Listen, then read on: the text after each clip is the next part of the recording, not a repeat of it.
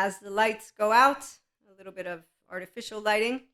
And to conclude our day, when it comes to love, how do empowered women, men, and theys know when love is around? It's around because it's always on. When you are a spiritual, awoken person, it means that you are the inner self with your emotions, your thoughts. According to our lovely here, IHP, I support people who want to do personal development and self help, the ones who take themselves seriously. And if we need extra help, we have a great team of therapists that we get to be in contact with, me particularly from my attachment and trauma courses. And so, love is the oxytocin gene hormone, for one. And as Stephen Porges has presented, the polyvagal theory doctor, he's still building his data for it, but as he presented, him and his wife were going to write a book about love being when you have secure attachment already established. Inside of you is how I'm going to present it, but basically saying if you are not able to be securely attached in your social engagement system, so safe to be you, safe haven, and then to explore life secure based the way you want to, you will not be in a physical state of love. So when you explain that, people are like, I find that hard to believe. Like they find hard to believe those first 3 years of life mattering. That's your implicit memory. And I find it hard to believe that I must continue to say how stupid I am. No, it's not that. I just don't find it interesting to engage in. I found it hard to believe because that means you are denying a very specific piece of information that I can't have made up from my butthole. Now, while with Reiki and crystals and everything within the mystic community, I'm a lot more understanding. It's because I'm a mystic, and it's because I understand that people find it hard to believe. They don't understand, they don't experience, and they don't perceive, and they don't have any idea of how amazing it is, by the way, to be a mystic. And in fact, mystics, you have double layer, and it's beautiful. Not the tragedy that you find from people who tell you you lose people. The people who tell you that you can or cannot end up with your twin flame or twin flames that describe to your oversoul in a way of 4D.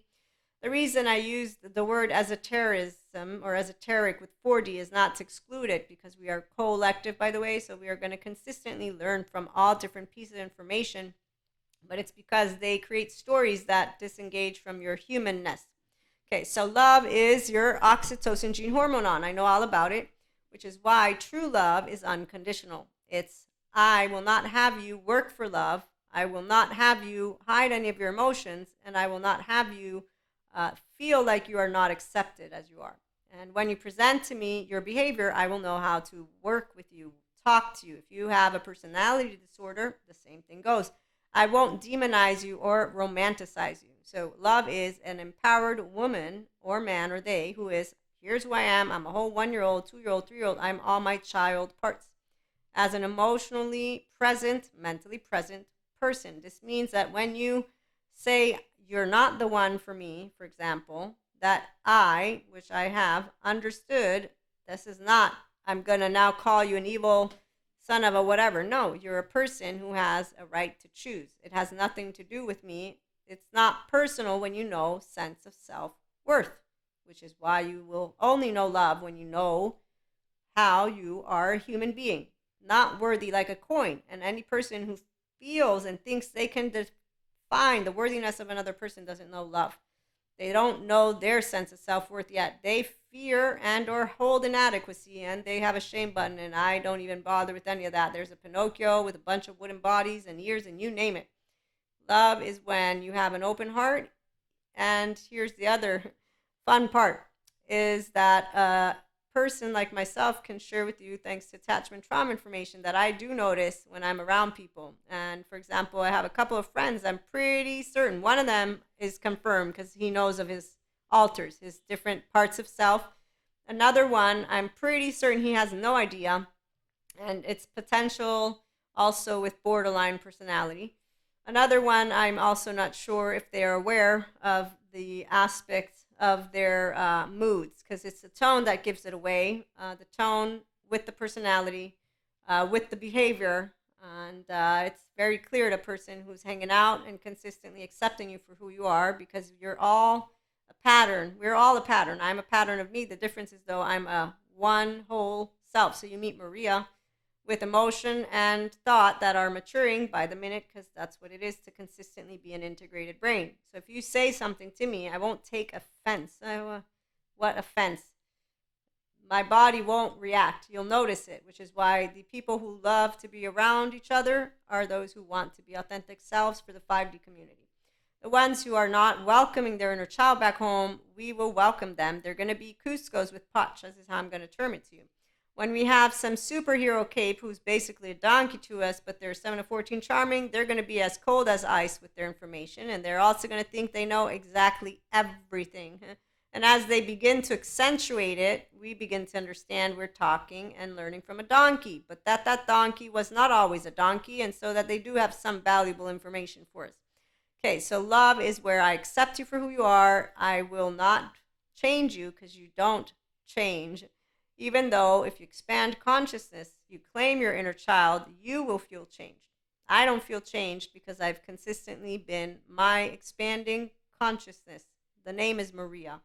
I'm a whole 1-year-old, 2-year-old, 3-year-old, all of it as a grown woman. So love and dating and romance is only if you don't flake out on me, which means that your inner child is consistently a part of you. And so when you can be yourself with me, I will know, because you're going to be building like a 3-year-old does, a snow house, a mer house. You're going to have fun because that's what pure consciousness and pure energy do. That's when you are ooey gooey ooey with everything that you are when you're with another person. And so it means that you, like Stephen Porges explains, are not feeling that you have to hide anything. If you're hiding information from me, I'm going to know. Like if I'm having a struggle sharing with you information, I will know. So I do notice there are times where I don't know how to share information. Why? As a mystic, I don't know if some people will be bored with what I'm sharing. And that's because I've also noticed people don't know how to tell you to your face, I'm bored. I have some people that do, and that's great because that way they cue me in. Okay, thanks, Maria. Right now I'm going to go for, somewhere else. And it's nice to have a flow, though, obviously, of conversations as well. But what I'm saying is if a person is silent and listening, and I'm not sure they're interested, I begin to not know if I should keep talking or not.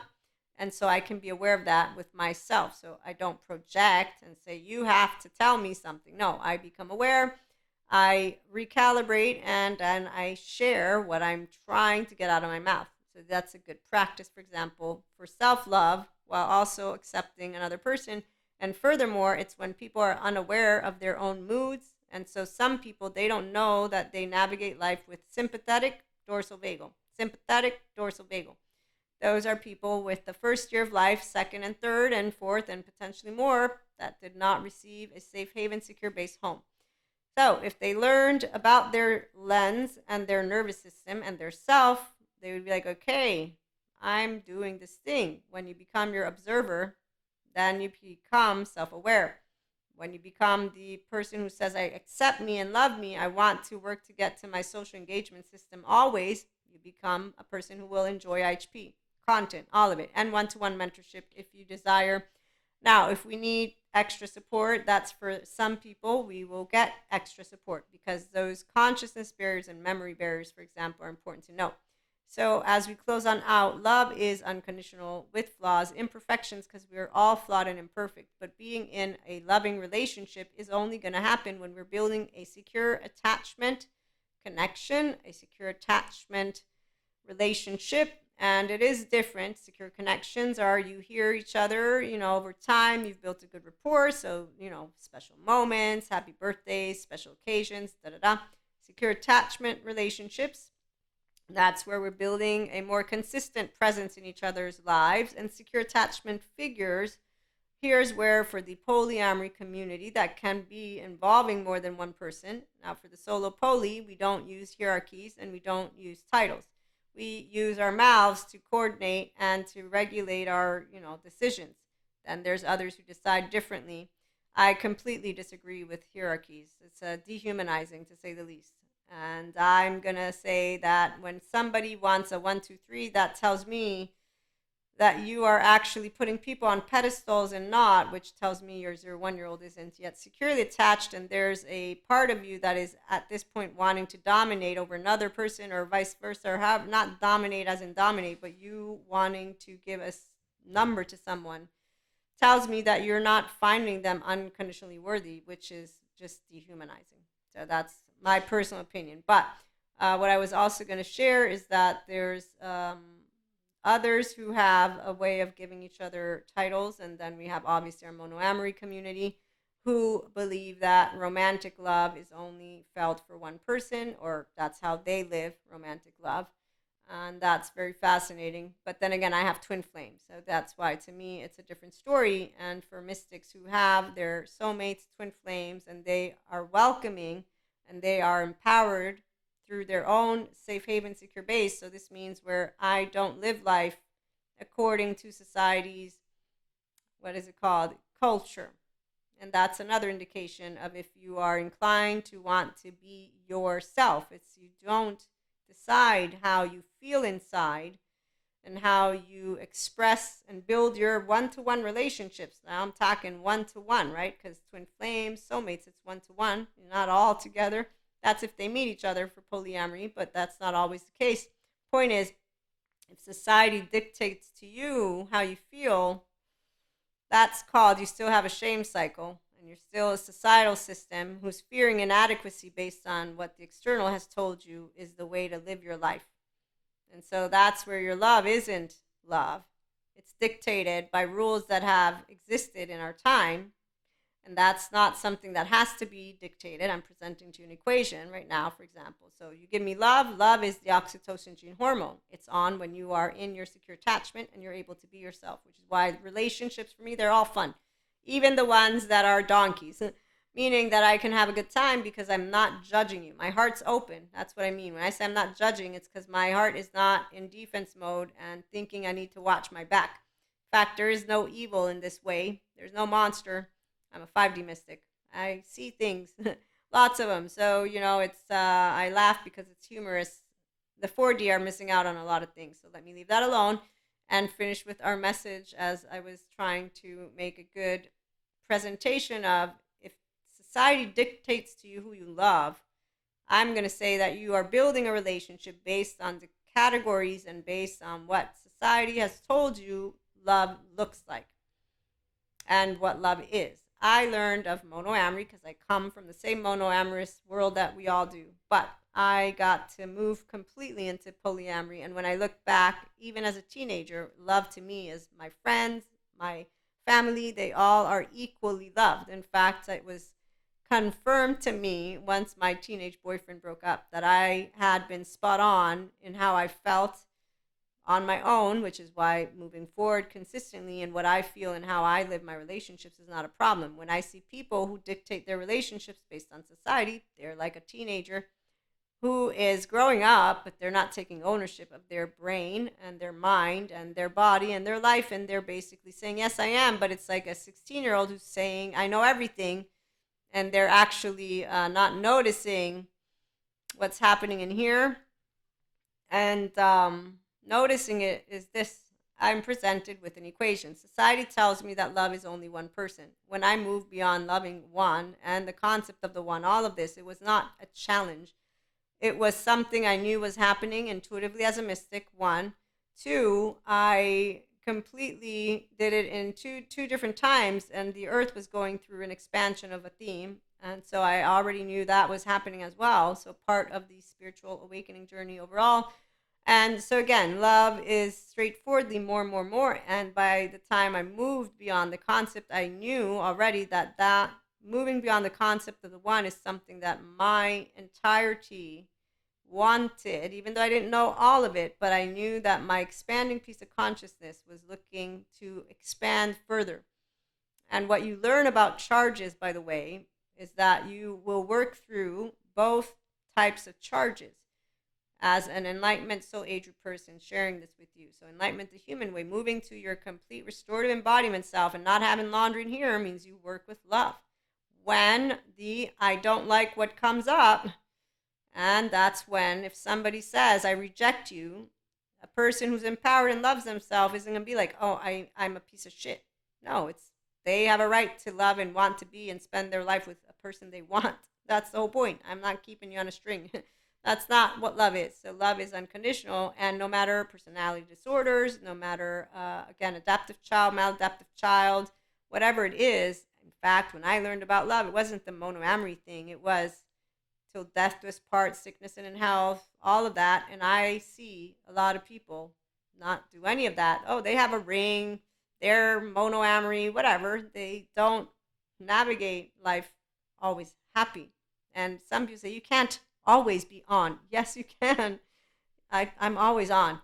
You cramp my style the minute you're an Eeyore, and I will learn though how to be around Eeyores because there's plenty of people that don't notice their moods are something they can work on. And if you present it to them, they say, no, I can't. And you say, yes, you could, but okay, I'm not going to try and do anything. It's your mood, not my mood. I'm not, that's the part. So love is where we accept each other for who we are unconditionally, and it's always fun. For those of us who know romance for real, it's not a doesn't fizzle out at all. No, no. It keeps on growing and growing and growing because love is a constant with the secure attachment that you have within you as you be yourself and as another is their self, and you have fun. Like, again, you're basically, I'm going to equate it, the inner child adult, and come on over if you want one-to-one mentorship. Again, serious individuals. We're going to be talking, but it's about a 12-month program minimum if you're serious. And, I'm still defining the details. The masterclass is also going to be coming up at some point, or ask Maria. There's opinionated columnist, paid subscription-based model content on the audio for now alone on YouTube once we have 1K. And as I was saying, I lost my train of thought.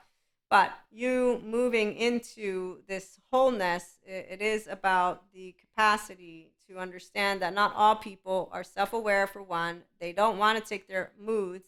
They don't believe they can work with mindset at all.